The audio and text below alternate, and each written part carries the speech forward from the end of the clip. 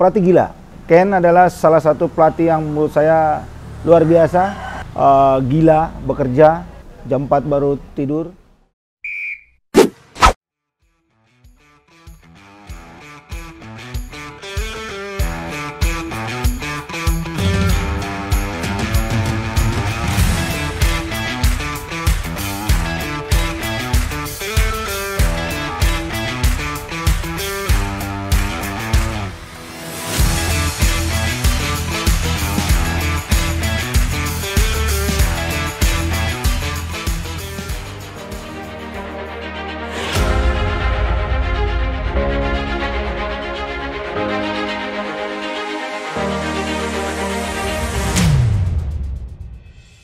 Saya waktu timnas futsal sebagai pelatih ya, asisten pelatih, itu dimulai dari saya menjadi asisten tim nasional under 20.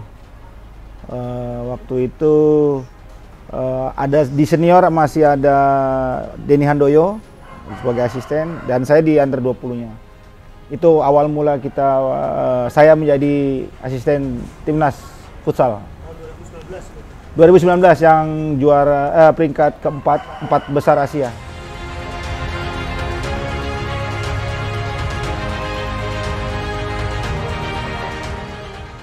Pelatih gila.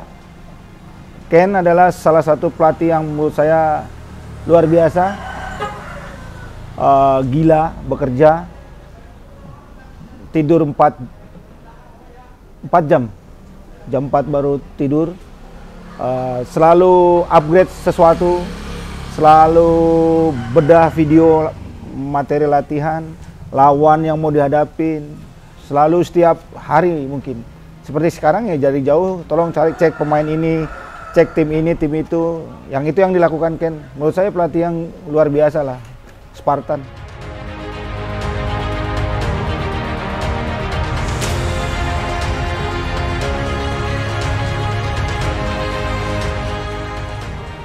Buat dia, satu hal yang selalu ditekankan ke saya, dia tidak mau memenangkan pertandingan karena keberuntungan, tapi dibuat bagaimana prosesnya, di latihan dia buat, lawan siapa dia sudah mulai dia mulai persiapkan, besok lawan misalkan lawan Uzbek, besok lawan apa, dia sudah siapkan apa yang dia mau mainkan. Jadi persiapan itu buat dia penting daripada mengharapkan sebuah keberuntungan.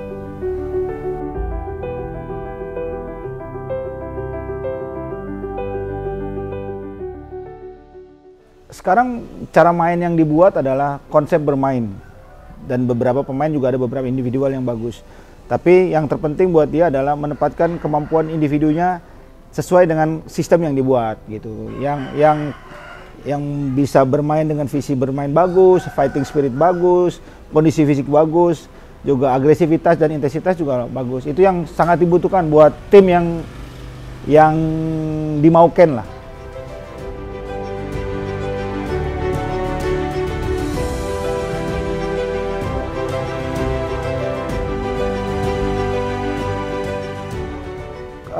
Saya mencontohkan aja ya. Jadi seperti under 20.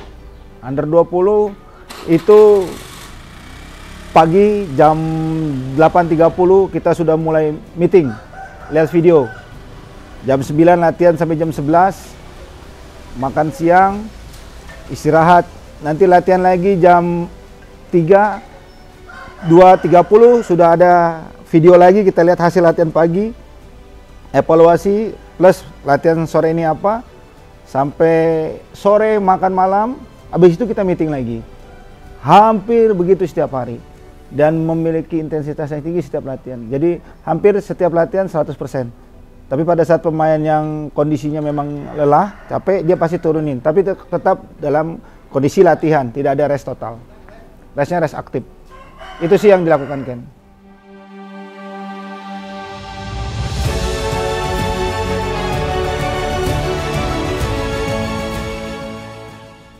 Semua keseluruhan, tapi ada hal yang unik sih dan berbeda menurut saya. Di Ken, karena kan tetaplah di futsal makanan nggak dengan budget yang saya bilang nggak cukup untuk seorang atlet, tapi dia meminimalisir pemain harus dibuat bakar, ada berapa hari untuk goreng, sebisa mungkin jangan banyak ini, jangan banyak itu. Ada aturan main yang dibuat untuk makanan, tapi pemain juga dibebaskan. Tapi diarahkan ya.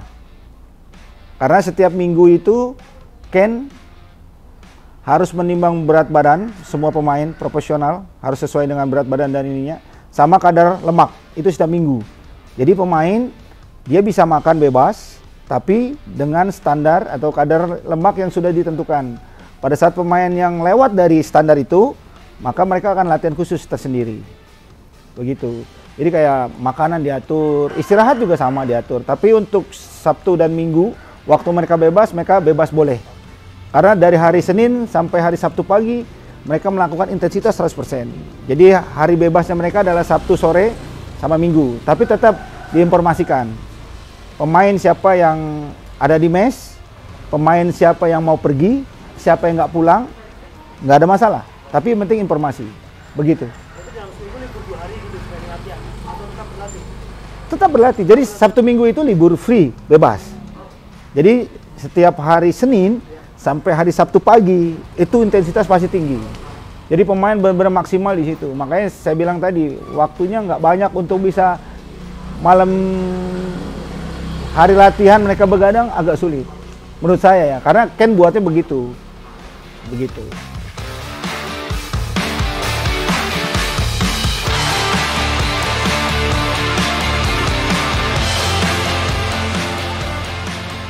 Dari Ken yang pasti ternyata ada banyak hal yang saya pribadi sebagai pelatih ngerasa dari nol lagi.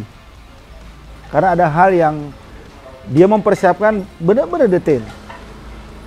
Dari dia mau latihan ini, besok lawannya siapa, di drawing, di grup, dia akan tentukan apa.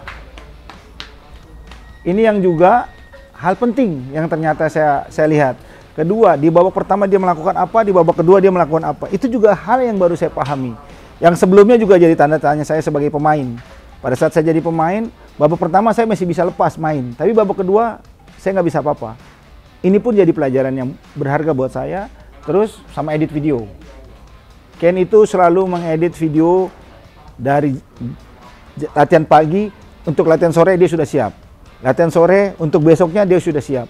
Jadi hal-hal yang kayak gitu untuk evaluasi pemain sangat penting. Dan itu justru yang membuat pemain akan lebih paham lagi. Dan terbukti gitu, di under 20 semua jalan. Walaupun pas dia masuk di liga, kita degradasi. Tapi impact-nya besar ke 4 besar Asia kemarin. Seperti itu.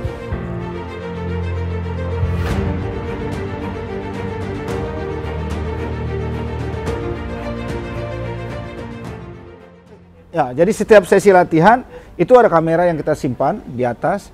Nanti selesai main nanti ada yang edit, kasih ke Ken. Ken biasa edit sendiri. Jadi dia poin-poin yang dia, karena kan pasti saya asisten berbeda isi kepalanya dengan apa yang dimau Ken. Jadi habis latihan pasti Ken yang ambil. Tapi pada saat nanti Ken pasti ada instruksiin. Tolong cari materi ini. Biasa baru kasih ke coaching staff. Karena dia fokusnya di situnya gitu.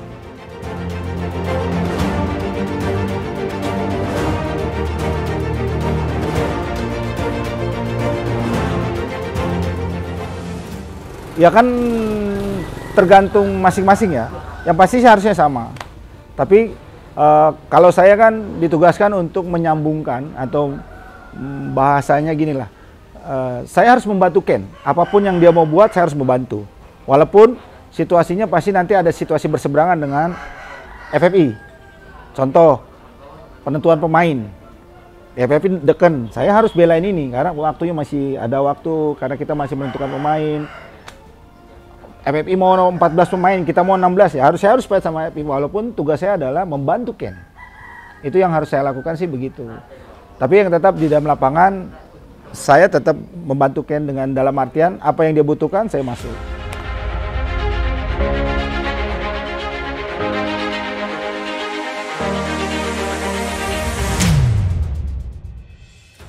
Yang pasti Piala Dunia. Karena dia punya apa ya namanya,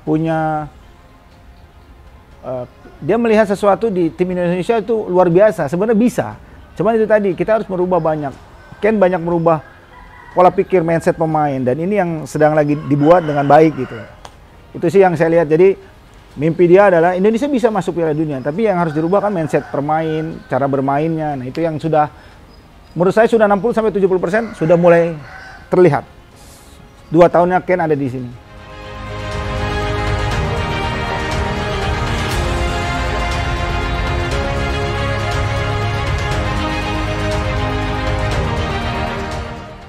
Dalam masa pandemi ini, yang pasti federasi tidak bisa apa-apa.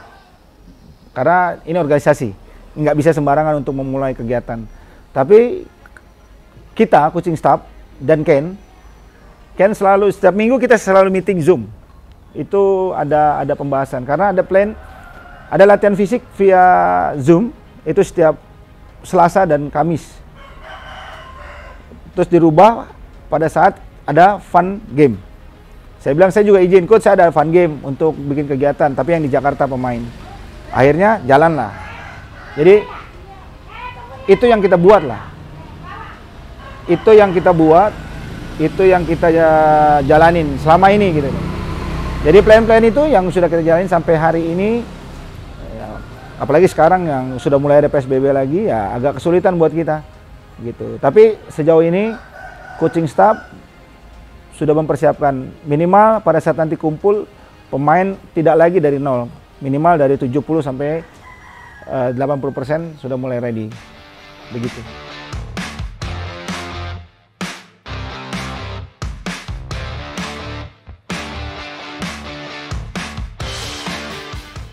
Karena Ken yang menentukan, tapi pada dasarnya begini, kerangka kemarin tetap kemungkinan, tapi tetap ada beberapa pemain yang memang potensial akan dia ambil untuk coba. Tapi saya nggak tahu siapa-siapanya, terus siapa ada yang diganti atau enggaknya, karena itu Ken tidak bicara tentang itu ke kita.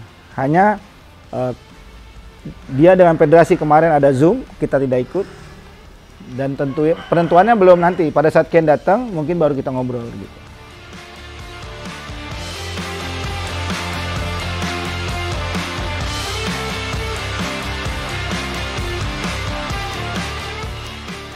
Setiap tim punya peluang, karena ini beda ya. Ini bukan AFC biasa.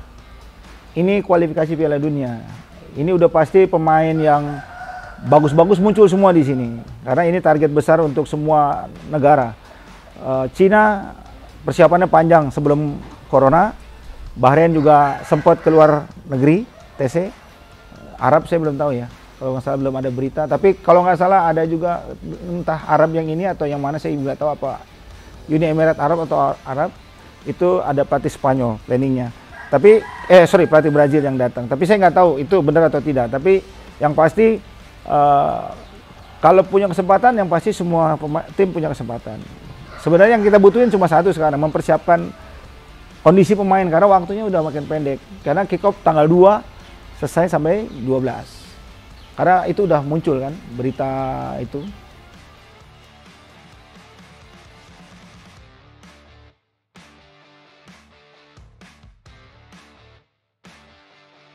Kemungkinan nggak di Jakarta, kemungkinan pasti nggak mungkin di Jakarta dengan situasi yang kayak gini. Mungkin sebentar di Indonesia, mungkin langsung geser. Kemungkinan begitu. Untuk ingin tahu update berita olahraga, follow Instagram Skor Indonesia.